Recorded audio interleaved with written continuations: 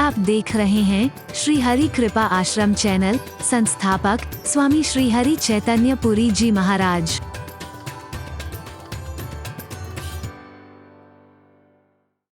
कहना चाहते हैं, क्या बनाना चाहते हैं?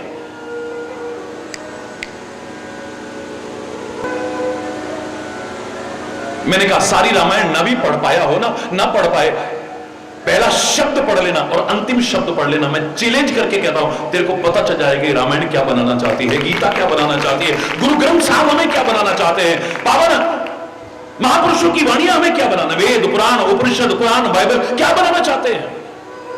एक शब्द पढ़ लेना बस, मेरे कहने पर। अगर कभी नहीं पढ़ा है तो प्रारंभ का शब्द पढ़ और अंत का शब्द पढ़ ले बस। अगर आपने पढ़ा हो ना पढ़ा हो तो जरूर पढ़ना। पहला शब्द क्या है रामायण का? वर्ण। बोलो, जोर से बोलो। वर्णानाम अर्थ संघानाम रसानाम छंदसामपि मंगलानाम च कर्तारो वंदे वाणी विनायको। वर्ण, रामायण का पहला शब्द है वर्ण। वर्ण का अर्थ क्या होता है? वर्ण का अर्थ होता है रंग। ये श्वेत वर्ण का है, ये पीत वर्ण का है, ये रक्त वर्ण का है, ये फलाने रंग का है, फलाने रंग। वर्ण का तात्पर्य होता है, जोर से बोलो, रंग। वर्ण का तात्पर्य होता है जाति। ये ब्राह्मण वर्ण का है, ये वैश्य वर्ण का है, ये शूद्र वर्ण का है, ये क्षत्रिय वर्ण का है। वर्ण का तात्पर्य होता है भाषा, क्योंकि हर भाषा की अपनी एक वर्णमाला है, होती है। मैं एक बात जरूर पूछना चाहूंगा कि पीछे तक स्पष्ट सुनाई दे रहा है? ठीक है, पक्का? क्योंकि आप जहां कहां भी सीढ़ियों पे इधर उधर भी हो, ये आपका प्यार है कि, लेकिन सुनाई तो देना चाहिए ना। रंग, वर्ण का तात्पर्य है जाति, वर्ण का तात्पर्य है भाषा। हर भाषा की एक वर्णमाला होती है। यही तो जी रहे हैं हम, प्रारंभ में ही तो रामायण का जो पहला शब्द है यही हम जी रहे हैं। सारे के सारे रंग रूप भाषा जाति स्थान, इसी पर जी रहे हैं, इसी के नाम पर लड़ रहे हैं, मर रहे हैं। और रामायण का अंतिम शब्द अगर पढ़ना चाहो, नहीं पढ़ा है तो अब ध्यान से पढ़िएगा। अंतिम शब्द क्या है? ते संसार पतंग घोर किरणैर दैहंती नो मानव। रामायण का अंतिम शब्द आता है मानव। बोलो, जोर से बोलो, मानव। यानी रंग रूप जाति भाषा इसी में जी रहे हो, इससे उठा करके जो मानव के स्तर पर पहुंचा दे, सच्चे इंसान के स्तर पर पहुंचा दे, वही मेरी रामायण है, वही मेरी गीता है, वही मेरा गुरु ग्रंथ है, वही मेरे पावन वेद पुराण इत्यादि के हैं, वही महापुरुषों की वाणियां हैं। और क्या है? ये सब मिलकर के तुम्हें एक सच्चा इंसान बनाना चाहते हैं, पर हम सब कुछ बने पर यही नहीं बन पाए। हरि बोल। मेरे को तो कई बार मजबूर होकर कहना पड़ा, अब तो मजहब कोई ऐसा भी चलाया जाए, जितने मजहब हैं उन सबको प्रणाम सम्मान करता हूं, लेकिन समाज की दिशा और दशा को देख करके कहने पर मजबूर होना पड़ा था कि अब तो मजहब कोई ऐसा भी चलाया जाए जिसमें इंसान को इंसान बनाया जाए। जो मजहब है वो गलत नहीं है, अच्छा संदेश दे रहे हैं, लेकिन आप नहीं अपना पा रहे, वरना समाज की दुर्दशा न होती, ये हिंसा नजर ना आती, ये आतंक नजर ना आता, ये विरोध नजर ना आता, ये घृणा वैमनस्यता कटुता नजर ना आती हमें समाज में। अब तो मजहब कोई ऐसा भी चलाया जाए जिसमें इंसान को इंसान बनाया जाए, जिसकी खुशबू से महक जाए पड़ोसी का भी घर। फूल इस बगिया में अब ऐसा खिलाया जाए, जिसकी खुशबू से महक जाए पड़ोसी का भी घर। फूल इस बगिया में अब ऐसा खिलाया जाए। आग बहती है अब यहां गंगा में और यमुना में। मुलाजा फरमाइएगा जरूर। आग बहती है अब यहां गंगा में और यमुना में। कभी रघुनाथ मंदिर में आग लगती है, वो दर्द हमारे सीने में है। कभी बनारस में आग लगती है, कभी जयपुर के हनुमान मंदिर में आग लगती है, कभी चनारे शरीफ में आग लगती है, कभी अमृतसर में जाकर के लगती है। इन दरिंदों ने पवित्र उपासना स्थलों तक को नहीं छोड़ा है। लोग सोचते थे कि हम भगवान रघुनाथ जी की शरण में जाएंगे, हनुमान जी की शरण में जाएंगे, उस अल्लाह की शरण में जाएंगे, वाहेगुरु की शरण में जाएंगे, जाके प्रार्थना करेंगे, ए परमात्मा आज बहुत असुरक्षा की भावना है, बड़ा खौफ है, बड़ा आतंक है, हमारी रक्षा करना। पर हम नहीं जानते थे जहां प्रार्थना करने जाना है वहीं पर हमारी जान चली जाएगी। वो पवित्र उपासना स्थल भी नहीं बचे। आग बहती है अब यहां गंगा में और यमुना में। अब बतलाओ, कोई बतलाए कहां जाके नहाया जाए। जब वहीं आग लग जाएगी तो हम कहां जाके नहाए। अब तो मजहब कोई ऐसा भी चलाया जाए जिसमें इंसान को इंसान बनाया जाए, जिसकी खुशबू से महक जाए पड़ोसी का भी घर। फूल इस बगिया में अब ऐसा खिलाया जाए। आग बहती है अब यहां गंगा में और यमुना में, कोई बतलाए कहां जाके नहाया जाए। अगर धर्म का आचरण आ गया ना, उपासना इसको अपना लिया ना आपने, तो ये हालत हो जाएगी। सुनो जरा क्या हालत होगी हमारी। हो मेरे प्यार का कुछ ऐसा असर तुझ पर भी, हो तेरे प्यार का कुछ ऐसा असर मुझ पर भी। मैं रहूं भूखा तो तुझसे भी न खाया जाए, और तू रहे भूखा तो मुझसे भी न खाया जाए। एक दूसरे का दर्द पहचानेंगे, फिर अपने एक दूसरे की पीड़ा का एहसास होगा। अगर हम सच्चे इंसान बन गए, एक सच्ची इंसानियत का प्रादुर्भाव होगा हमारे अंदर। और मैं सच कह रहा हूं, अगर तुम इंसान बन गए ना तो तुम्हें कुछ और बनने की आवश्यकता नहीं है। कई बहन बेटियां जो नाटक करती हैं ऐसे देवियों का और देवताओं का जो नाटक करते हैं, वो खुले शब्दों में कहता हूं, हम तो तुम्हें हर समय देवी मानते हैं, 2 मिनट का नाटक क्यों करते हो तुम? परमात्मा ने तुम्हें एक इंसान बनाया है। अगर तुम इंसान बन जाओ, तुम्हें कुछ और बनने की आवश्यकता नहीं है। ये ढोंग पाखंड करने की कोई आवश्यकता नहीं है। वैसे भी क्या जानते हैं ये जितने नाटक करते हैं, क्या जानते? खुले शब्दों में कह रहा हूं। एक बार तो मेरे सामने भी बैठा, हम सब जानते हैं। मैंने बता लादेन कहां छुपा हुआ है? वो कौन है? तू तो सब जानती है, बता ना जरा। इन सबको बॉर्डर पे ले लेके त्रिशूल भेज दिया जाए, तलवारें लेके, फिर देखें कितने आतंकवादियों को, कितने राक्षसों का वध करती, तब तो तुम देवियां हो। हरि बोल। खाली रोक पिलाने के लिए, उठपटांग बकने के लिए, एक दूसरे की बेइज्जती करने के लिए या कुछ ऐंठने के लिए नाटक करने की आवश्यकता नहीं है। हरि बोल, जोर से बोलो।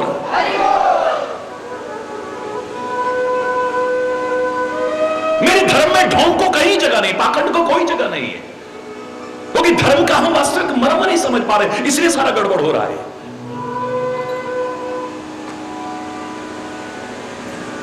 कभी भी नोट करके देख लेना, मेरा चैलेंज है, जितना हम सब जानते हैं का दम भरते हैं ना, इनको कितना पता है तुम्हारे पर किसने कुछ कर दिया है, तुम्हारा सब कुछ बांध दिया है, किसने कुछ खिला दिया है, इसके अलावा इनको कुछ नहीं पता। इनको कोई पता नहीं कि सुनामी में कोई चीज होती है। वरना मीडिया का जमाना है, मीडिया से कहते हैं हमें फांसी पर लटका देना अगर हमारी बात सच ना हो। देखो आज सुनामी आने वाले है, समुद्र के किनारे कोई ना जाए, लाखों लोगों की जिंदगियां बच जाती हैं। गली गली में, मोहल्ले मोहल्ले में कुकुर मुत्तों की तरह उगे पड़े हैं। बताओ ना जरा, किसी ने कहा आज फलानी ट्रेन में मत जाना, एक्सीडेंट हो जाएगा? ना ना ना, हम कह रहे हैं हमें फांसी पर लटका देना अगर हमारी बात झूठ हो तो। आज भूकंप आने वाला है, गुजरात का देखे, उत्तराखंड का देखे, वहां का देखे, वहां का देखे, और अभी जो हमारे डोडा में, किश्तवाड़ में जो दर्द आया है, पीड़ा आया है, लोग बाहर खुले आसमान के नीचे अभी तक रहने को मजबूर हैं। अभी तक उनका ठीक से पुनर्वास हम लोग नहीं कर पाए हैं।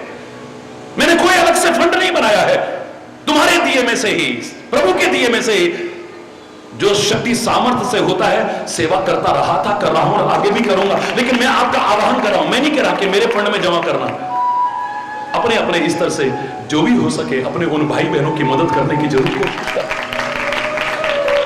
खुला आह्वान कर रहा हूं। मेरे पास कोई फंड नहीं है, ऐसा कोई मैंने ट्रस्ट नहीं बना रखा कि लोगों से बटोरूं में और फिर जाकर के अपना नाम करूं। नहीं, मुझे आवश्यकता नहीं है। लेकिन मानवता के नाते अपने भाई बहनों के दर्द को समझते हुए, एक अपनापन देते हुए, क्योंकि अपनापन बहुत बड़ी चीज है, याद रखना। अपनापन बहुत बड़ी चीज है। मैं तो एक शब्द में अगर कह दूं कि हर दर्द की वजह है, हर दर्द की दवा है अपनापन, तो गलत बात नहीं है। हर दर्द की दवा है, लेकिन अपनों के द्वारा दिए दर्द की दुनिया में कोई दवा नहीं है। अपनापन हर दर्द की दवा है, लेकिन अपनों के द्वारा दिए हुए दर्द की, जोर से बोलो, कोई दवाई नहीं। जब अपने बन करके दर्द देते हैं, अपने बन करके जड़ें काटते हैं, अपने बन करके ऐसा करते हैं, तब इससे बड़ी दर्द और हमारे लिए कोई नहीं हो सकता। स्वामी विवेकानंद का सम्मान हुआ अमेरिका में, स्वामी विवेकानंद ने जय जयकार करवा दिया भारत की जगह। स्वामी विवेकानंद को पहले कौन जानता था? मैं तो उसका प्रशंसक हूं। कोई जानता था? इतिहास पढ़ के देखिए, स्वामी विवेकानंद को इनविटेशन भी नहीं मिला था, जैसे तैसे जुगाड़ करके अमेरिका पहुंचे थे। वहां जाकर के बहुत प्रयास करके भी 2 मिनट बोलने को समय नहीं मिला था। स्वामी विवेकानंद की 150वीं जयंती है। इस अवसर पर उनको प्रणाम करते हुए एक भारत की संस्कृति का महान राज जरूर आपको बताने की कोशिश करूंगा। लाख प्रयास करके 2 मिनट का समय नहीं मिला। पूरा भारतवर्ष धन्यवाद देता है उस महिला को जिसने स्वामी विवेकानंद की योग्यता को पहचाना। और लोग तो भगवे वेशधारी को पहली बार वहां देखा था, लोग मजाक उड़ाते हैं, what A gentleman, what A gentleman, what A gentleman. उसने देखा उस आदमी का आत्मविश्वास, सेल्फ कॉन्फिडेंस से लबालब भरा हुआ, दमकता हुआ चेहरा, कोई हीन भावना नहीं है। बड़े आराम से जवाब देता है, तुम्हारे यहां जेंटलमैन टोपी, टाई, सूट बूट पहन करके बनते हैं, लेकिन मेरे भारत में जो सचमुच जेंटल हैं उन्हें जेंटलमैन कहते हैं। तुम्हारे यहां जेंटलमैन किसको कहते हैं? मैं तो साहब बन गया, सूट मेरा देखो, हैट मेरा देखो। अरे बोल रहा, मेरा उद्देश्य गाना सुनाना नहीं है। जेंटलमैन बन गया, काहे से बन गया? सूट मेरा देखो, हैट मेरा देखो, टाई मेरी देखो, जूते मेरे देखो, इनसे बनता है वहां जेंटलमैन। लेकिन हमारे यहां सचमुच जेंटलमैन होता है। वो कहती है, वाह व्हाट ए रिप्लाई, कैसा। जूरी की सदस्य थी, उसने जाकर के चर्चा की, एक ऐसा नवयुवक आया हुआ है,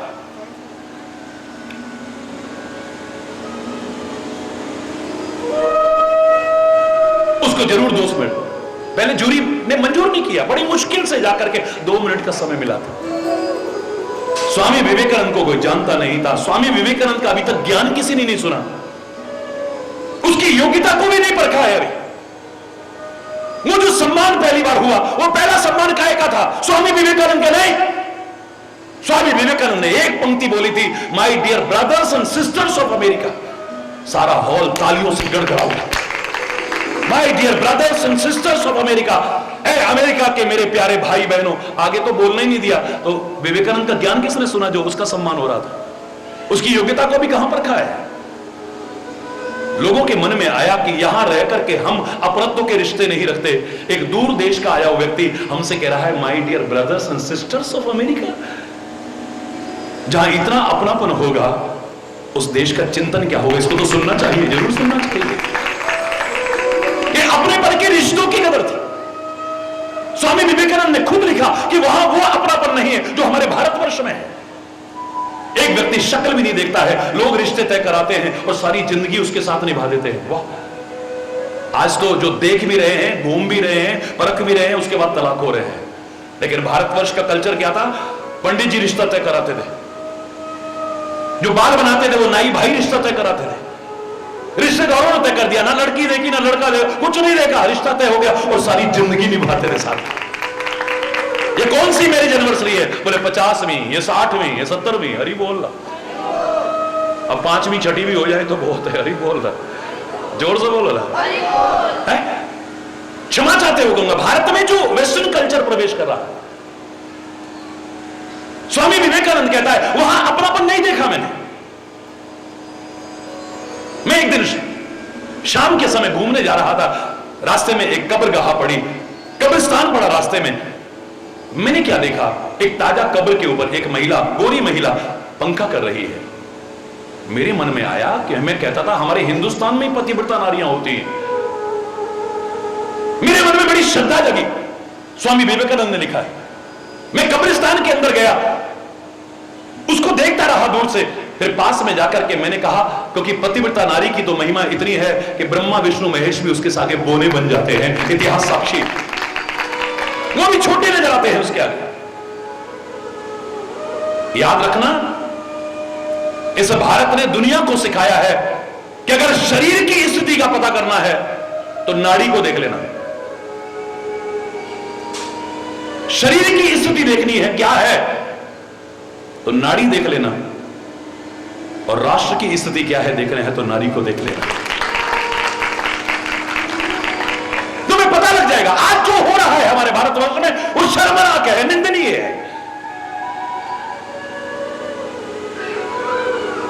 वो कहते हैं मैं प्रणाम करने गया अमेरिका में पतिव्रता नारियां, मैं जैसे ही प्रणाम करने गया उसने मुझे पहचान लिया।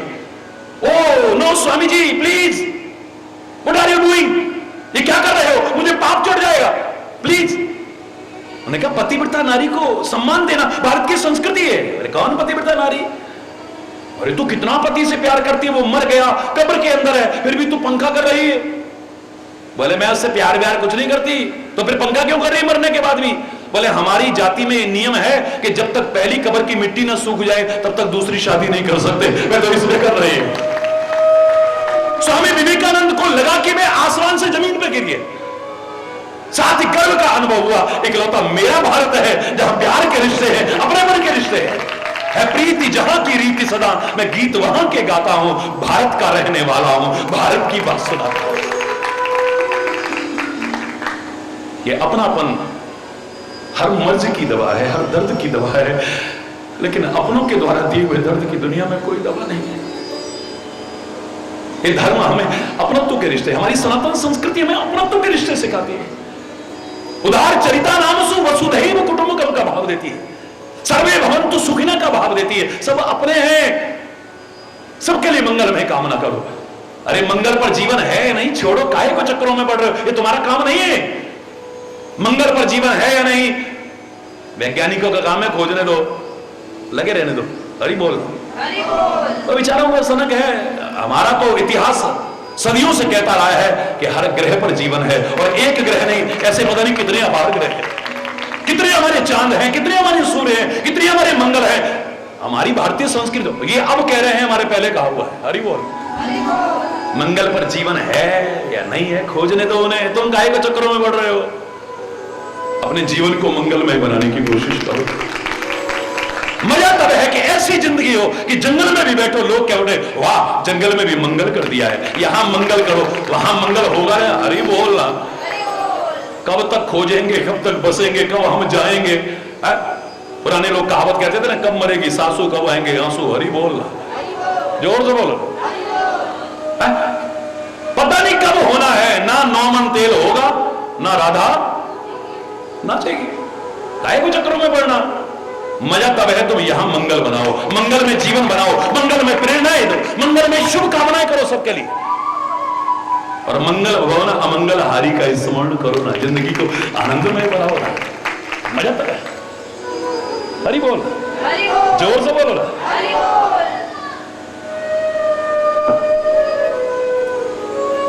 धर्म के रास्ते पर चल करके, सत्य के रास्ते पर चल करके, सत्संग के रास्ते पर चल करके, गुरु की बताई राह पर चल करके भी जीवन में यदि परिवर्तन ना आया तो फिर ये सब अधूरा है। कुछ लाभ है, विशेष लाभ नहीं है। विशेष लाभ नहीं, कुछ लाभ है। परमात्मा का नाम लेकर के सारे दुख दूर हो जाते हैं। पांडवों से कृष्ण कितना प्यार करते हैं और पांडव भी कृष्ण से कितना प्यार करते हैं। जिसका नाम लेकर के दुख दूर हो जाए और वो हमारे साथ हो, और फिर भी जीवन भर दुख, कष्ट, विपदाएं, मुसीबतें, प्रतिकूलताएं, संघर्ष में जीवन, आखिर क्यों। परमात्मा का साथ मिल जाए, चाहे उसकी कृपा से या अपने किसी पुण्य के कारण, इसका अर्थ नहीं कि चाहे जैसा जीवन जियो, चाहे जैसा खान पान रखो, चाहे जैसी संगति रखो, चाहे जैसी सोच रखो, बिल्कुल नहीं। किसने छूट दी है आपको? किसने छूट दी है? अगर आप संत की शरण में हैं, गुरु की शरण में हैं, धर्म का अनुसरण कर रहे हैं, परमात्मा के भक्त हैं, अब तो आपका जीवन अलग नजर आना चाहिए, सोच अलग नजर आनी चाहिए, संगति अलग नजर आनी चाहिए, खान पान अलग नजर आना चाहिए। प्रश्न उठता है कि जिसका नाम लेकर के दुख, उसके साथ रहकर के दुखी रहे। इतने कष्ट, इतनी विपदाएं, इतनी मुसीबतें, भगवान का साथ मिल गया, चाहे उनकी कृपा के कारण या अपने कोई पुण्यों के कारण। इसका अर्थ ये तो नहीं कि जुआ खेलते रहो। अरे बोलो, पांडवों ने जुआ, जोर से बोलो, पांडवों ने जुआ खेला। इसका अर्थ छूट तो नहीं मिल गई कि अपनी औरत तक को दांव पर लगा दो। भारत ने तो कहा है, यत्र नारस्तु पूजते रमन्ते तत्र देवता। जहां वर्ष में 2 बार नवरात्रि में कन्याओं की पूजन, विभिन्न मांगलिक अवसरों पर कन्याओं का पूजन, कोई भी धार्मिक अनुष्ठान जिसके बिना अधूरा माना जाता है, आज कन्या भ्रूण हत्या जैसा निंदनीय और जघन्य अपराध शर्मनाक है। ना धर्म हमें सिखाता है, ना मानवता के नाते उचित है, ना सामाजिक व्यवस्था के नाते घटता हुआ लिंग अनुपात भविष्य के लिए चिंता का विषय है। भगवान का साथ मिल गया, इसका तात्पर्य नहीं कि जुआ खेलते रहो। भगवान का साथ मिल गया, इसका अर्थ यह तो नहीं कि अपनी औरत तक को भी दांव पर लगा दो। भगवान का साथ मिल गया, इसका तात्पर्य यह तो नहीं कि किसी पर तीरों के समान चुभने वाले वचन छोड़ो। धोखा खा करके दुर्योधन गिर रहा है, द्रौपदी के तीरों के समान चुभने वाले वचन निकालते। अंधे की अंधी औलाद रही ना, सारी जड़ यहां से पैदा हो गई। आज तूने भरे दरबार में मेरे को बेइज्जत किया है। अरे ओ द्रौपदी, मेरा नाम भी दुर्योधन नहीं, अगर एक दिन भरे दरबार में तेरी बेइज्जती करके न दिखाया। एक तीरों के समान चुभने वाला वचन, कितने तीर चले उसके पीछे, खून की नदियां बह गई, कितने अनाथ हो गए, कितनी गोदियां उजड़ गई, कितनी मांगें सुनी हो गई। किसने छूट दे दी है? धर्म का आचरण आते ही, धर्म का अनुसरण करते ही, संत गुरु की शरण पाते ही, परमात्मा की भक्ति के मार्ग पर चलते ही तो जीवन में अंतर नजर आना चाहिए। ना सोच बदली, ना खान पान बदला, ना जवान बदली, ना संगति बदली, तो फिर हरि बोल, जोर से बोला था। मैंने कल आपसे कहा कि अगर अयोध्या वासियों का प्यार था, क्योंकि जिन प्रेम की तिन ही प्रभु पायो, बिना प्रेम के वो मिल ही नहीं सकता है। राम ही केवल प्रेम प्यार, औरों को ये भी प्रिय है, वो भी प्रिय है, वो भी प्रिय हो सकता है, लेकिन उसे तो खाली प्रेम प्रिय है, कुछ और प्रिय नहीं है। जान ले जो जान नहीं हारा, वहां तो खाली प्रेम की कदर है। अवधवासियों का प्रेम होगा, उनकी साधना होगी, राम प्रकट हो गया है। अरे अगर तुम्हारा प्यार हो, वो अयोध्या में प्रकट क्या, तुम्हारे उनके दशरथ के घर में तो क्या, तुम्हारे घट में प्रकट हो जाएगा। तुम्हारे घट में आ जाएगा, उसके घर में तो क्या। लेकिन आ गया तो इसका मतलब नहीं, चाहे जो सोच रखे अयोध्यावासी आज, मैंने कल भी आपको इशारा किया, अब मंथरा में लालच आ गया है। भरत राजा बन गया, पता नहीं क्या मिल जाएगा मुझे। कैकेयी के अंदर क्रोध आ गया है, कोप भवन में, यानी क्रोध भवन में बैठी हुई, वहां गुस्सा ही गुस्सा है। एक तरफ लालच ही लालच आ गया है, और दशरथ में जहां राम ही राम था, आज काम नजर आ रहा है। ओ सुमुखी, हे चंद्रवदनी, हे पिकवचनी, हे गजगामिनी,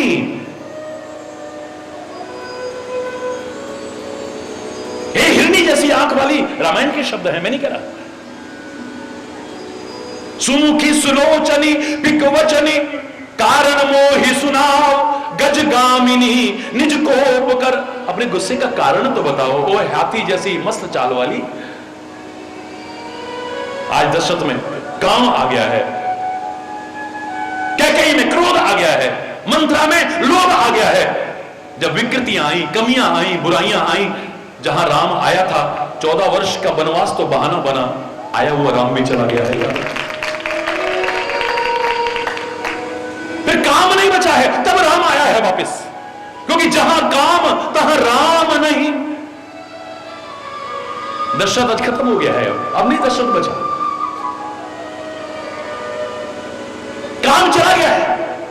कैकेयी में क्रोध नहीं है, ग्लानि है, पश्चाताप, शर्मिंदगी है। आज ये मुझसे क्यों हुआ, ये मुझसे क्यों हुआ, ये मुझसे क्यों हुआ है। प्रायश्चित कर रही है, प्रायश्चित कर रही है। और गलती का सबसे बड़ा प्रायश्चित क्या हो सकता है बताओ? शरीर को दंड देना, भूखे प्यासे रहना, व्रत करना, दान पुण्य करना। तुम्हारी निगाह में ये भी प्रायश्चित होंगे, प्रणाम आपको। लेकिन हरि चैतन्य की निगाह में गलती का सबसे बड़ा प्रायश्चित है कि गलती का रिपीटेशन ना हो, पुनरावृत्ति ना हो। Learn from past, think for future, but live in present. भूतकाल में हो चुकी गलतियों से प्रेरणा लो, भविष्य के लिए योजना चाहे बनाओ, लेकिन लिव इन प्रेजेंट, वर्तमान में जीना सीख लो बस। जीव गलती का पुतला है जो अक्सर हो ही जाती है।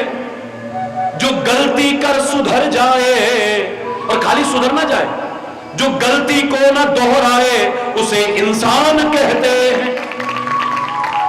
ये नहीं कि आज सुधरे कल बिगड़े, आज सुधरे फिर बिगड़े, फिर सुधरे फिर। महाराज जी 2 महीने बिल्कुल ठीक रहे, फिर पता नहीं इनको क्या हो जाता है। हरि बोल, मुझे फिर इनकी बुद्धि भ्रष्ट हो जाती है। हरि बोल।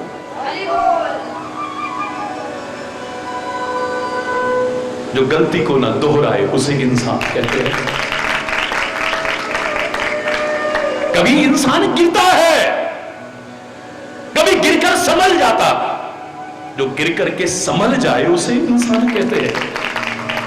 किसी शायर ने कहा था, गिरते हैं शहसवार ही मैदान जंग में, वो क्या खाक गिरेंगे जो घुटनों के बल चले। सहसवार ही गिरते हैं, घुटनों के बल चलने वाले नहीं। गिरना भी चलने की निशानी है, लेकिन बार बार गिरना या गिर के न संभलना वो इंसान कभी नहीं हो सकता है। हरि बोल। हम सत्य के मार्ग पर चले या नहीं चले, धर्म के मार्ग पर चले या नहीं, गुरु के मार्ग पर चले या नहीं, भक्ति के मार्ग पर चले, क्या परीक्षा है हमारी? भाई बुखार है, थर्मामीटर से नाप लोगे, ठीक है। कागज या कपड़ा वगैरह है, मीटर से नाप लोगे। तो दूध या तेल वगैरह है, उसे लीटर से नाप लोगे। हर चीज के लिए मापदंड है, लेकिन तुम सच्चाई के मार्ग पर चले नहीं, धर्म के मार्ग पर चले या नहीं, भक्ति के मार्ग पर, गुरु के मार्ग पर चले या नहीं, क्या मापदंड है आपका, क्या पैमाना है आपका?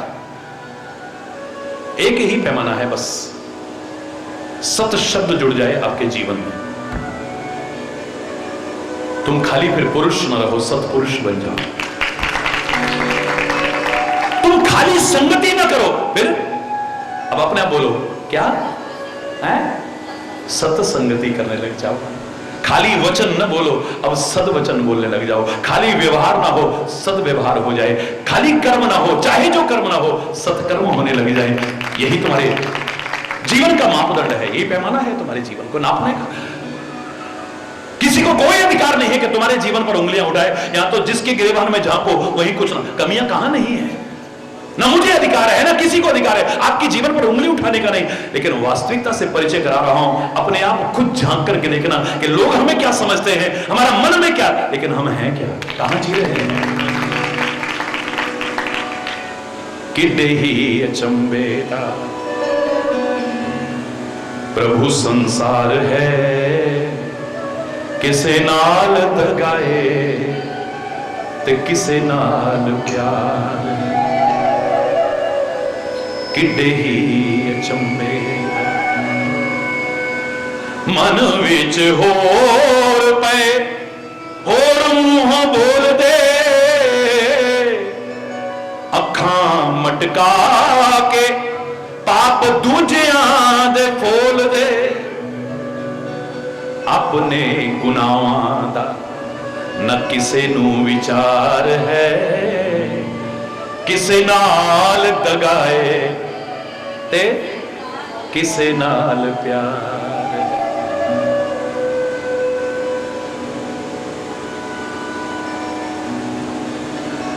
किसे दे गुनाहां वल मैं नजर दुड़ावा क्यों, आप जे ना समझा दूजे नू समझावा क्यों। मेरा मन तां ए आप गुनाहगार है, किसे नाल दगाए ते किसे नाल। रब भी है खुश ओदे मन विच बस के, दास गरीबा नाल बोले जेड़ा हस के, हरी चरना दे नाल लगी जी दी तार है, किसे नाल दगाए किसे नाल प्यार, किडे ही अचंभे दूजियां नू वेख लखां गल्लां ने बनाउंदे, अपने गुनाहां उत्ते पर्दे पे पाउंदे, सच पुछो तां ए हर एक नू मार है, किसे नाल दगाए ते किसे नाल प्यार। हरि बोल। I don't have any right किसी की तरफ उंगली उठाने का, और वैसे भी नेचर ने सिखाया है जब किसी की तरफ उंगली उठाते हो तो 3 उंगली प्लस 1 अंगूठा तुम्हारी तरफ आता है। कमियां देखनी है तो अपनी देखने, दूर देखकर जिंदगी समझ जाएगी। हरि बोल। धर्म को जीवन में अपना करके, सत्य को जीवन में अपना करके सुख न मिले, ऐसा कैसे हो सकता है? हनुमान जी ने आकर के कहा परमात्मा श्री राम से, रामायण में सुंदरकांड में कभी पढ़ के देखिए। हनुमान जी की आंखों में आंसू है, रोंगटे खड़े, प्रभु सीता बहुत दुखी है, जल्दी चलो, बेग ही चलिए प्रभु, आनी है भुजबल खल दल जीत। ऐ मेरे परमात्मा श्री राम जल्दी चलो, सीता बहुत दुखी है राक्षसों के चंगुल में, आप जल्दी से उसे बचा के लाओ। निमिष निमिष करुणा निधि जाहि कल्प सम बीत, पलक झपकने का समय भी एक एक कल्प के समान बीत रहा है। श्री राम कहते हैं हनुमान, वचन काय मन मम गति जाहि, सपने हूं बोझी विपत्ति की ताही। जो मन से, वचन से, कर्म से धर्म का आश्रय लेता है, मेरा आश्रय लेता है। राम भी क्या है? रामो विग्रहवान धर्म। राम साक्षात धर्म है। धर्म में और परमात्मा में कोई अंतर नहीं। परमात्मा श्री राम कहते हैं कि जो धर्म की शरण लेता है, मेरी शरण मन, वचन और कर्म से लेता है, प्रत्यक्ष तो क्या सपने में भी विपत्ति नहीं आ सकती है।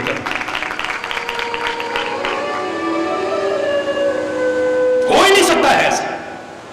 अभी तक न पढ़ा हो तो अब सुंदरकांड जरूर पढ़िएगा मेरे कहने पर। अगली चौपाई हनुमान की वाणी बदल गई एकदम से। कह हनुमंत विपति प्रभु सोई, कह हनुमंत विपति प्रभु सोई, जब तब सुमिरन भजन न होई, जब तब सुमिरन भजन न हो। परमात्मा में गलती हो गई, क्षमा चाहता हूं, मैंने गलत कहा है। इस जीव पर दुख और विपत्ति तभी आती है जब वो जीव धर्म से दूर होता है, आपसे दूर होता है। महाभारत का वो वाक्य एक पंक्ति में इतना बड़ा राज अपने अंदर छुपाए हुए, धर्मो रक्षति रक्षिता। जो धर्म की रक्षा करेगा, धर्म उसकी रक्षा करेगा। क्या करोगे तुम धर्म की रक्षा? तो तलवारें लेके चलोगे, तीर कमान लेकर के चलोगे, बंदूकें लेकर के चलोगे, क्या लेके चलोगे तुम? क्या रक्षा करोगे? धर्म को ऐसी चीज नहीं जो कट जाएगी या गल जाएगी या जल जाएगी, हो ही नहीं सकता। क्या रक्षा करोगे? अरे वो धर्म कोई और अलग से नहीं, तेरे जीवन में जो धर्म है, धर्म की रक्षा करना, यानी धर्म को अपने से दूर मत, अपने पास बना करके रखना, रक्षा करना इसकी। एक धर्म तेरे साथ रहा तो कदम कदम पर तेरी रक्षा करेगा यार। तो परमात्मा की रक्षा करना यानी परमात्मा के नाम को अपने से दूर मत होने देना। अगर वो तेरे साथ रहा तो कदम कदम पर वो तेरी रक्षा करेगा। जब संकट की घड़ी आती, कौन रक्षा करता है? कौन करेगा बोलो? महाराज जी भारत सरकार परेशान है, कितने प्रांतों की सरकारें परेशान है। महाराज जी सिक्योरिटी ने मेरे को अलॉट की हुई है, लेकिन मैंने नहीं रखता। हरि बोल। उनकी जिम्मेदारी है, रखते हैं वो। लेकिन मैं प्रार्थना कर देता हूं, शादी वर्दी में आपकी जिम्मेदारी है, अपनी ड्यूटी निभाइए। आपकी जिम्मेदारी है बहुत बड़ी, आप जैसे निभाइए। मेरे साथ में कोई आवश्यकता नहीं।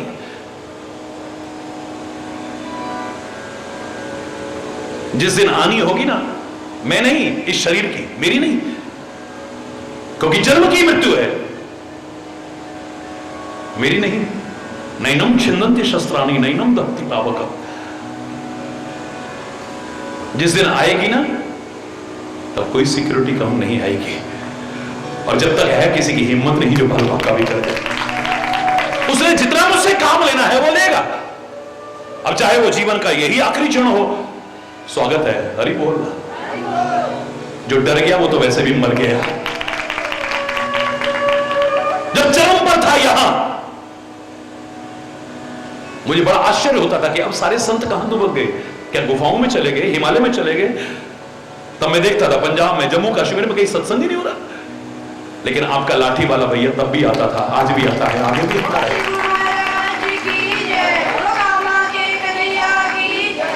कथा बड़ी अच्छी कर लेते हैं, कथा बड़ी अच्छी है, प्रवचन बहुत अच्छा कर लेंगे। जाको राके साइया मार न सके कोई, बाल न बोका कर सके, जो जग वैरी हो।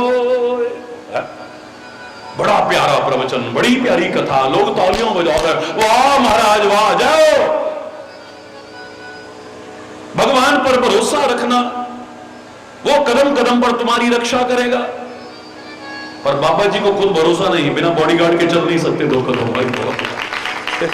मेरे को क्या भरोसा दिलाएगा? ये कथनी और करनी के अंदर नहीं तो हमारे उपदेशों को मजाक का पात्र बना के रख दिया है। बिना सिक्योरिटी के चल नहीं सकते, बिना ब्लड प्रूफ गाड़ियों के चल नहीं सकते। ये भी एक स्टेटस सिंबल, संत कहे जानो मन, ये भी स्टेटस सिंबल हो गया। हरि बोल, हरि बोल, हरि बोल, हरि बोल। तो दोनों हाथ उठा के बोलो तो हरि बोल। अरे जब ऐसी, भगवान न करे कभी ऐसी घड़ी आए, तब रक्षा कोई और नहीं करेगा, एक वही तो रक्षा करेगा। भाई और बहन का बड़ा पवित्र रिश्ता है, कहां से प्रारंभ हुआ और कहां तक पहुंचा है। आज रक्षाबंधन का बहुत सुंदर रूप है, लेकिन जिस भावना को लेकर रखा गया था वो आज नहीं है। पहले खाली ये धागा बांधा जाता, रक्षा सूत्र बांधा जाता था, अब बड़ी चमकीली, भड़कीली, चिकनी चिकनी राखियां आ गई हैं, महंगी महंगी राखियां आ गई हैं। लगता है वो भावना फिसल गई सारी की सारी। बहन कहती थी मेरे भाई की हमेशा रक्षा हो, और भाई भी कहता था चाहे जान पर खेल जाऊंगा लेकिन बहन तेरी रक्षा करूंगा हमेशा। अब तो राखी का दिन आया, पहले से शुरू, हाँ भैया राखी आ रही है, जेब ढिल्ला कर लेना। अरे बोल, क्या दे रहे हो इस बार राखी पे? अरे बोल। और जितनी उम्मीद थी उससे कम मिल गया तो हाँ, मैं नहीं आऊंगी। मेरी ससुराल में भी बेइज्जती करा दी। 500 रुपए की तो राखी लेके आई मैं, 500-550 रुपए का काजू की बर्फी का डब्बा लेके आई मैं, इतना सारा केसर लेके आई। क्या दिया मेरे को? 501 रुपए। अरे बोल, सब में बेइज्जती करा दी। अरे एक खाली हंसने के रोने की बात नहीं है, सोचना हम कहां जा रहे हैं। एक बहन कहती है मेरे भाई की रक्षा हो हमेशा, भाई कहता है जान पर भी खेल जाऊंगा। इतिहास साक्षी एक धागे की रक्षा करने के लिए हुमायूं ने अपनी सेना, जो पहले से कहीं गई थी, गिने चुने लोगों के साथ भी अपनी जिंदगी पर खेल करके रक्षा की। वह हिंदू मुसलमान की दीवारें भी खत्म हो गई, ये राखी के एक धागे ने वो आकर्षण पैदा किया था। इतिहास साक्षी। लेकिन मैं क्षमा चाहते हुए कहूं, ये भावना बनाना, अच्छी अच्छी भावना बनाना, अपने भारत के पर्वों और त्योहारों को मनाना, लेकिन बुरा मत मानना। कहीं समुद्र के किनारे जा रहे हैं और भगवान ना करे सुनामी आ जाए, तब कौन रक्षा करेगा? बोलो ना। नेटवर्क भी फेल हो गया, फोन भी नहीं मिल रहा है, और फोन मिल भी जाए तो कोई फ्लाइट नहीं है वहां आने की, और आ भी जाए तो उसमें इतना समय ले, तब तक तो एक छलांग में सब पार कर देगा। अरे उस समय बचाएगा तो वही बचाएगा। भगवान ना करे कभी संकट की घड़ी आ जाए, कौन रक्षा करेगा तुम्हारी? लाख दम है, हम है ना, हम है ना, कोई काम नहीं आएगा टाइम पे। बुरा लगे तो मैं माफी चाहूंगा, लेकिन कहूंगा जरूर, कोई काम नहीं आने वाला है। उस समय अगर काम आएगा तो या तो मेरे कोई सत्कार्य काम आएंगे, या वो मेरे काम आएगा, कोई और काम नहीं आने वाला। तो ना भाई याद आता है, ना बहन याद आती है, ना मम्मी याद आती है, ना पापा याद आते हैं, ना फलाने पति याद आते हैं, ना पत्नी याद आती है, ना बच्चे याद है, कोई याद नहीं आता है। परमात्मा मुझे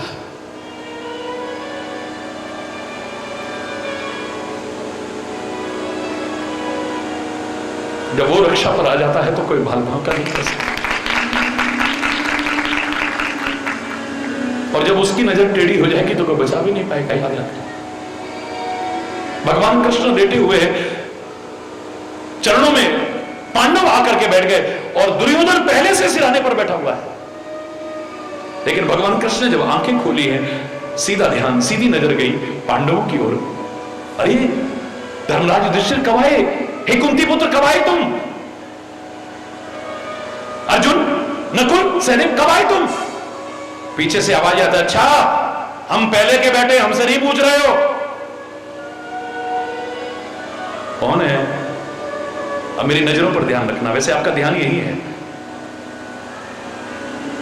इतने अर्थ किए मैंने इस छोटी सी घटना के, महत्वपूर्ण घटना के, लेकिन एक अर्थ यह भी मैंने किया था, सीधी दृष्टि पड़ी है पांडवों की ओर, और जब उसकी सीधी नजर होती है दुनिया में कोई बाल बांका नहीं कर सकता।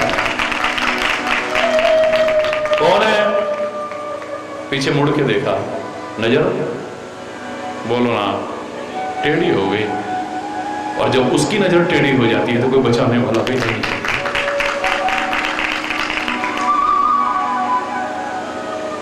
क्योंकि होना तो वही है ना जो वो चाहता है।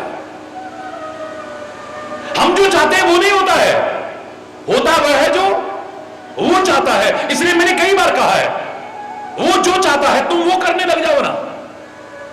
तुम वो करते हो जो तुम चाहते हो, होता वो है जो वो चाहता है। तो वो जो चाहता है तुम अगर वो करने लग जाओ तो तुम जो चाहते हो वो होगा। अरे वो जो तुम चाहोगे वो होगा। लेकिन धर्म के मार्ग पर चल करके, सत्य के मार्ग पर चल करके, भक्ति के मार्ग पर चल करके, गुरु की बताई राह पर चल करके, और फिर भी जीवन की कमियां दूर ना हुई तो क्या चले हम। शर्मनाक स्थिति। कितना कठोर तप किया है रावण ने, कितना ओम नमः शिवाय का जाप किया है, कितनी भक्ति की है रावण ने। शायद ऐसा भक्त ना हुआ था, ना होने वाला है कभी। लेकिन जीवन में जो अंतर आना चाहिए था, परिवर्तन आना चाहता है, वो नहीं आया। सब बेकार कर दिया। भस्मासुर ने कितना कठोर तप किया, कितना ओम नमः शिवाय का जाप, कितनी शिव की भक्ति की है। अच्छे अच्छे नहीं कर सकते हैं, शिव प्रकट हुए, मुंह मांगा वरदान दिया, लेकिन सोच तो नहीं बदली अभी तक। मांग लो जो मांगना चाहते हो, जिसके सिर पर हाथ रखूं वो जल के खाक हो जाए। अरे जो दूसरों के लिए खड्डा खोदेगा ना, उस खड्डे में खुद भी कहीं ना गिर जाए। ध्यान रखना। अगर दिल किसी का दुखाया ना होता, जमाने ने तुझको सताया ना होता,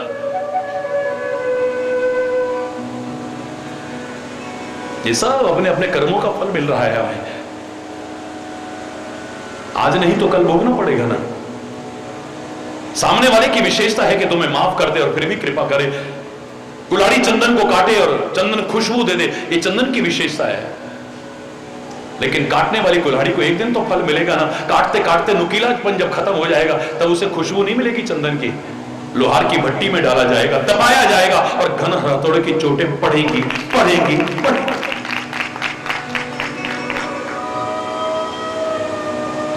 अगर दिल किसी का दुखाया ना होता, किसी ने कहा, जमाने ने तुझको सताया ना होता, ना आते तेरी आंख में आज आंसू, किसी हंसते को घर, जोर से बोलो भाई आपको पता है, किसी हंसते को घर, न घर में अंधेरा तेरे आज होता, जो दीपक किसी का बुझाया न होता, न चुभता तेरे पांव में आज कांटा, जो नश्तर किसी को, अगर बेसहारों का तू बनता सहारा तो दिल में तेरे गम का साया ना होता। हरि बोल। अंतर आना चाहिए, मेरे कर्मों में अंतर आना, मेरे जीवन में, खान पान में, संगति में परिवर्तन आना चाहिए। लगना चाहिए कि ये धर्म के साथ है, ये परमात्मा का भक्त है, ये गुरु महाराज का शिष्य है, न बदला तो फिर ये सब अधूरा है, बेकार है। इतिहास का उदाहरण मैं आपको सुनाऊं, भगवान राम के पूर्वजों का उदाहरण है, सच्ची घटना है। उस जमाने में 100 अश्वमेघ यज्ञ कोई करता था तो उसे इंद्र का पद मिलता था। महाराजा दिलीप ने 99 अश्वमेघ यज्ञ कर लिए, 99 अश्वमेघ यज्ञ कर लिए। एक यज्ञ और पूरा हो जाए तो अब अयोध्या का सिंहासन नहीं, इंद्र पद मिल जाएगा। 100वां अश्वमेघ यज्ञ प्रारंभ हो गया, काफी दिन हो गए हैं। आज अश्वमेघ यज्ञ की क्या प्रासंगिकता है, मैं इस पर चर्चा नहीं करूंगा। इसका क्या औचित्य है, कोई, मैं इस पर टिप्पणी नहीं कर रहा। उस जमाने में होते थे अश्वमेघ यज्ञ, यज्ञ पूर्वक घोड़ा छोड़ा जाता था, सारी पृथ्वी पर जाता था, हर राष्ट्र में जाता था। जो राष्ट्र घोड़े को आगे ना बढ़ने दे उसे युद्ध करना पड़ता था, और जो आगे बढ़ने देता था वो उपहार देकर के घोड़ा छोड़ने वाले राष्ट्र की अधीनता स्वीकार करता था, मित्रता स्वीकार करता था। 99 बार अश्वमेघ यज्ञ हो गए, 100वां अश्वमेघ यज्ञ चल रहा है। तो घोड़े के साथ चलने वाले जो सैनिक थे उनमें लापरवाही आ गई, क्योंकि आदमी को जब सफलता मिलती जाती है, मिलती जाती है, मिलती जाती है, तो लापरवाही होने का डर बना रहता है। कितना याद रखें, एक बच्चा हमेशा अच्छे नंबर लाता है, अब डर इस बात का कहीं लापरवाह न ले, तब भी मेरे 90% आए, तब मेरे 95% आए, तब मेरे 99% आए, अब मेरे लिए क्या है, उसको फेल होते देखा है मैंने। लापरवाही आ गई। ओवर कॉन्फिडेंट होना बुरी बात नहीं है, but don't try to be over confident. Over confident मत बनना कभी।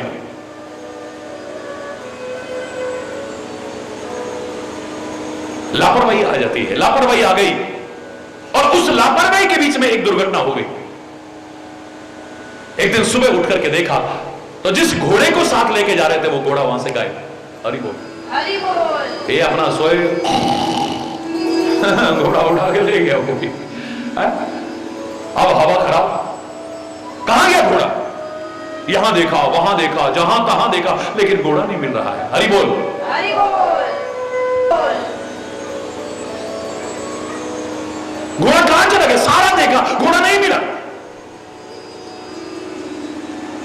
बड़े परेशान, जब कहीं पर कहीं पैर के निशान भी नहीं दिख रहे, कोई लेकर के जहां से जाएगा कोई, बड़ा दिमाग खराब। अब क्या होगा? सारे डरने लगे। बड़ी मुश्किल से डरते डरते कुछ दूत अयोध्या के लिए भेजे। अयोध्या में यज्ञ चला, स्वाहा स्वाहा स्वाहा, और उसी में आवाज आई, महाराज की जय हो, महाराज की जय हो। घबराए हुए, जय हो, क्या हुआ? यज्ञ रोका गया, पूछा गया क्या बात है? महाराज हमारा अपराध क्षमा करें, महाराज हमें मृत्युदंड मत दीजिएगा, महाराज हमसे गलती हो गई, लापरवाही हो गई, यज्ञ का घोड़ा गायब हो गया है। सारे परेशान, घोड़ा गया कहां? उसको खोजा। बोले हाँ महाराज, सीआईडी वाले भी सारा घूमा है पर घोड़ा नहीं मिला। अरे बोल, सीआईडी उस समय भी होती थी, सुरक्षा व्यवस्था और खुफिया तंत्र तब भी होता था। फर्क इतना है कि अब खुफिया तंत्र का उपयोग क्या है और उस समय क्या है, मैं इस पर अभी टिप्पणी नहीं करूंगा। हरि बोल, हरि बोल।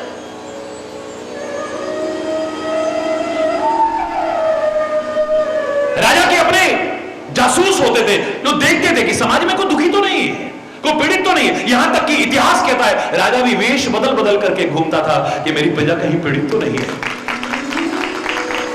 समाज में कहीं विद्रोह ना हो जाए, कहीं सत्ता पलट ना जाए।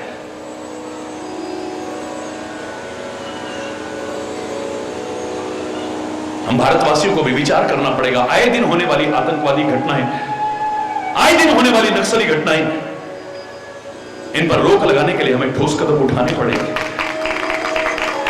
हमारे सुरक्षा तंत्र में कहां कमियां हैं, हमारे खुफिया तंत्र में कहां कमियां हैं, उन्हें विचार पूर्वक दूर करके और जनता को भी सहयोग करके आगे बढ़ना चाहिए। जागरूक नागरिक बनकर के प्रयास करना चाहिए। हम सबका उत्तरदायित्व है। महाराज सारे जासूस भी हार गए, अब नहीं मिला, लेकिन ऋषियों की जासूसी के आगे सब जासूसी फेल होती थी। कई बड़े भगत बन के इधर उधर घूमते हैं, और मैं पता हूं ये क्या देखने आए हैं। हरि बोल ना, हरि बोल। ओके, ऋषियों ने तो जरा सा आंख बंद की, ओ सारी दुनिया सामने होती है। हरि बोल, हरि बोल। उनसे क्या छुपेगा? सारा दृश्य सामने चलचित्र की तरह घूम गया। ऋषि कहने लगे महाराज चिंता मत करो, घोड़ा मिल गया आपका। है सारे जासूस फेल हो गए, सारा कुछ हो गया, सारे प्रयास बेकार हो गए, कहां मिल गया? बोले महाराज आपका घोड़ा तो इंद्रलोक में है। अरे बोल, इंद्रलोक में? बोले हाँ महाराज, इसलिए तो उसके खोज और चिन्ह नजर नहीं आ रहे, कहीं पर भी निशान नजर नहीं आ रहे, क्योंकि इंद्र आकर के उसे चुरा के ले गया है। अयोध्या सम्राट कहता है यज्ञ बंद कर दिया जाए। क्या कह रहे हो महाराज, यज्ञ बंद कर दिया जाए? भले यज्ञ बंद किया जाए महाराज, 99 अश्वमेध यज्ञ हो गए, 100वां अश्वमेध यज्ञ पूर्ण होने की ओर है, आपको इंद्र का पद मिलने वाला है और आप कह रहे हैं यज्ञ बंद कर दो। बोले नहीं चाहिए मुझे इंद्र का पद। क्यों महाराज? इंद्र के पद से बड़ा पद और कौन सा हो सकता है? बोले इस ऊंचे पद को पाकर के, इंद्र जैसे पद को पाकर के, अगर चोरी जैसी छोटी मोटी घटनाएं भी अगर गलतियां भी दूर ना हुई तो धिक्कार है ऐसे पद को भी। इतना बड़ा पद पा करके, इतना बड़ा वो पा करके, इतने ऊंचे पहुंच करके, फिर भी अगर ये छोटी छोटी कमियां भी दूर ना हुई तो नहीं चाहिए मुझे इंद्र का पद। सत्य के मार्ग पर चल, धर्म के मार्ग पर, अध्यात्म के मार्ग पर चल करके, गुरु की राह पर चल करके, भक्ति की राह पर, अगर इन पर चल करके छोटी मोटी गलतियां और कमियां भी दूर ना हुई, बेकार है सारा का सारा। हरि बोल। हमें तो सौभाग्य से परम सौभाग्य की ओर बढ़ना था, लेकिन ये तो सौभाग्य से दुर्भाग्य की ओर बढ़ गए हम। कैकेयी का कितना बड़ा सौभाग्य, कैकेयी नरेश की पुत्री, महाराजा दशरथ जैसे की पत्नी, कितना बड़ा सौभाग्य, भरत जैसे की मां, कितना बड़ा सौभाग्य, राम की मां कहलाने का कितना बड़ा सौभाग्य, लेकिन मंत्रा की संगति करके गलत कर लिया, सब सौभाग्य खत्म और सुहाग भी खत्म, सब खत्म कर लिया है। हरि बोल, हरि बोल। भगवान के साथ रह करके भी अगर कमियां, भगवान का साथ है लेकिन द्रौपदी की सोच नहीं बदली, अभी उसका फल भोगना पड़ा है। पांडवों की सोच और कर्म नहीं बदले, अभी तक जुआ खेल रहे हैं, औरत को दांव पर लगा रहे हैं, गिरते हुए आदमी को देख करके अंधे की अंधी औलाद कह रहे हैं। क्या चले फिर तुम धर्म के मार्ग पर? क्या चले सत्य के मार्ग पर? क्या चले गुरु की बताई राह पर? एक व्यवस्था बनाने के लिए दो लोगों ने कह दिया, प्रधान जी, कैशियर जी, फलाने जी, वो तो सोच रहा मैं हो गया, अब कौन गुरु महाराज, कौन सत्संग, कौन सत्संगी, वाह, तो जानता नहीं। महाराज जी के कक्ष में अगर कोई 2 मिनट के लिए महाराज जी अंदर गए, सेवादार ने भी अगर रोकना, तुम जानते नहीं हम प्रधान है, ओ प्रधान, हरि बोलना। हरि बोल। इस दरबार पर आकर के तो दुनिया का राजा भी चरणों में लंबा लेट जाता है। तेरे को बनाया किसने? सोच नहीं बदली, कर्म नहीं बदले, स्वभाव नहीं बदला, वाणी नहीं बदली, खान पान नहीं बदला, संगतियां नहीं बदली, क्या बदला फिर तुमने? क्या पाया? भगवान का साथ करते करते द्रौपदी के जीवन में अंतर आ गया एक दिन, इसलिए इतिहास उनको याद करता है आज। एक वो समय था कि अभी तक गलतियां कर रहे हैं, लेकिन इंसान वो है जो गलती करके सुधर जाए और गलती को न दोहराए, फिर गलतियों पर गलतियां, गलतियों पर गलतियां, गलतियों पर गलतियां करता जाए।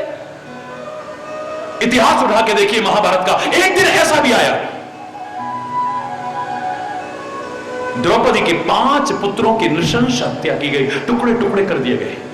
जानते हैं उस महाभारत की युद्ध भूमि में आज द्रौपदी के 5 बच्चों की टुकड़े टुकड़े कर करके नृशंस हत्या की गई। जैसे वो पाक इतनी नापाक हरकतें कर रहा है, एक पड़ोसी के नाते हाथ जोड़ करके समझाने की कोशिश करूंगा, वरना तो मेरे भारतवासी इतने भी हैं, वो लाल, वो सपूत हैं कि आंखें और आंतें निकालने की हिम्मत भी रखते हैं। एक पड़ोसी के दर्द को पहचाने। हमारे सैनिकों तक के साथ कितना शर्मनाक व्यवहार किया है, टुकड़े किए, उनकी गर्दनें तक काटी है, टुकड़े टुकड़े कर दिए गए, हाहाकार मच गया, चीत्कार मच गया। एक मां के दिल पर क्या बीती होगी जिसकी आंखों के सामने 5 बच्चों के टुकड़े टुकड़े पड़े हो, गिनती नहीं कर सकते, इतने टुकड़े पड़े हुए हैं, जोड़ेंगे भी तो पहचान नहीं सकते, इतने टुकड़े गए हैं।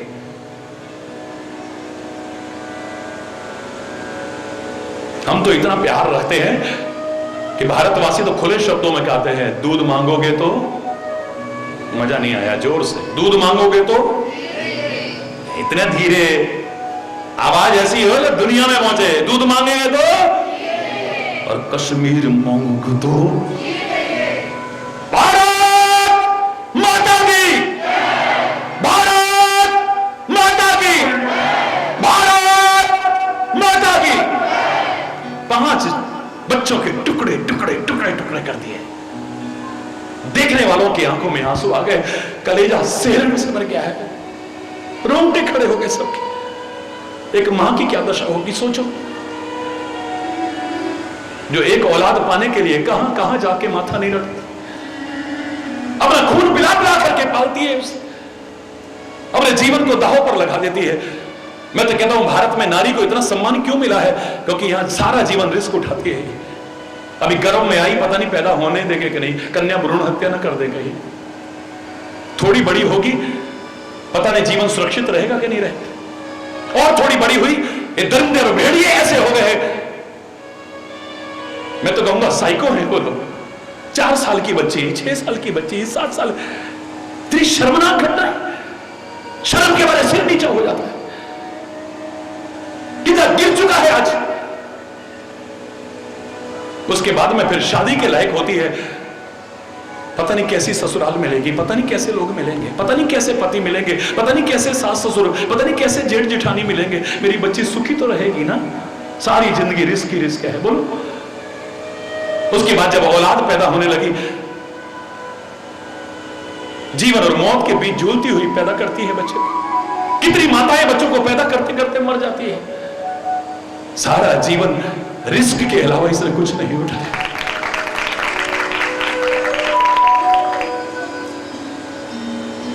एक हो जाए इसके लिए कितनी अरदास करती है, हो जाए तो ये सुखी रहे, कितनी अरदास करती है। और भगवान ना करे किसी का हुआ कर चला जाए तो। 5 बच्चे टुकड़े टुकड़े पड़े हुए हैं। आज क्या दशा हो रही होगी द्रौपदी की, देख करके रहा नहीं गया। युधिष्ठिर भी उठता है, भीम भी उठता है, अर्जुन भी, नकुल, सहदेव। और जब आदमी उठ जाता है ना तो उसका परमात्मा भी साथ निभाते हैं। God helps those who help themselves. हिम्मते मर्दा मददे खुदा। जो हाथ में हाथ धर के बैठते भगवान भी उनकी मदद नहीं करता, याद रखना। कोशिश की, सारे के सारे उठ खड़े हुए तो भगवान कृष्ण भी आ गए, बोले चलो। गए, जाकर के अश्वत्थामा को रस्सियों से बांध करके ले आए, क्योंकि अश्वत्थामा ने टुकड़े टुकड़े किए। इतने नृशंस। उसे पकड़ा, रस्सियों से जकड़ करके ला करके द्रौपदी के चरणों में डाल दिया। द्रौपदी, तेरा अपराधी तेरे सामने है, तू जो सजा इसको देना चाहे दे, तू इसको, तू जो सजा देना चाहे दे इसे। द्रौपदी की आंखों में आंसू आ गए, कहती इसकी रस्सियां खोल दो। चौंके सारे के सारे, क्या कह रही है द्रौपदी? मैंने कहा रस्सियां खोल दो। रस्सियां खोली गई। बोले अश्वत्थामा जाओ, युद्ध भूमि में वीरों की तरह इससे मुकाबला करना, ऐसे कायरों की तरह मारने की कोशिश मत। अरे द्रौपदी, तेरे 5 बच्चों की हत्या की है, तेरे दिल पर क्या बीत रहे होगे हम जानते हैं। इसके भी टुकड़े टुकड़े कर दे तू। द्रौपदी के शब्द सुने, धर्म का साथ करते करते, परमात्मा का साथ करते करते, गुरुओं का साथ करते करते क्या सोच होती है। द्रौपदी कहती है छोड़ दो इसे, मत मारो कायरों की तरह, वीरों की तरह युद्ध भूमि में चाहे मारना। बोले क्यों छुड़वा रही हो इसे? बोले मैं मां हूं ना, मैं जानती हूं कि उसके बच्चों के साथ अगर ऐसा किया जाए तो क्या बीतती है। मैं भी इसकी मां को ऐसे ही मेरी तरह रोने को नहीं छोड़ सकती। वीरतापूर्वक चाहे जो करना, लेकिन नृशंस हत्या कायरों की तरह नहीं करूंगी। इसकी मां भी रोएगी। जिगर एक मां के दर्द को अगर मां ही ना समझे क्या समझेगी? एक नारी के दर्द को नारी ना समझे तो क्या समझे? एक इंसान के दर्द को अगर इंसान ही ना समझे, पर समझेगा तो तब जब अपनापन होगा, और अपनापन तभी आएगा जब धर्म और अध्यात्म का साथ होगा। यार हरि बोल, हरि बोल।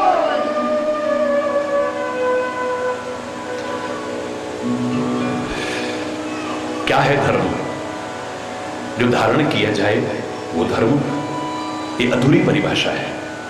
जो धारण करने योग्य है वो धर्म, यहां भी अभी पूर्णता नजर नहीं आ रही है, क्योंकि धर्म तो बड़ा व्यापक है, बड़ा बड़ा उदार है, बहुत महान है, कोई छोटी चीज नहीं है धर्म। मेरे से किसी व्यक्ति ने पूछा सबसे बड़ा धर्म क्या है? हरि बोल। हरि बोल। दोनों हाथ उठा के बोलो ना। हरि बोल। सबसे बड़ा धर्म क्या है? बोलो, बताएगा कोई? सबसे बड़ा धर्म क्या है? रामायण को पढ़ें तो उसमें एक नहीं पता नहीं कितनी बार अपनी बात को बदला है। मैं नहीं कह रहा, रामायण कह रही है।